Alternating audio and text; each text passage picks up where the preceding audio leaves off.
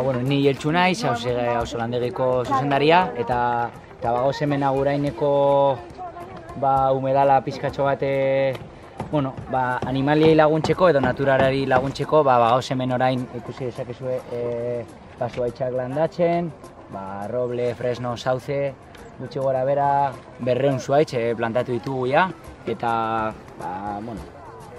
ez dakit hogei edo ez dakit zenbat gehiago plantatuko ditugun.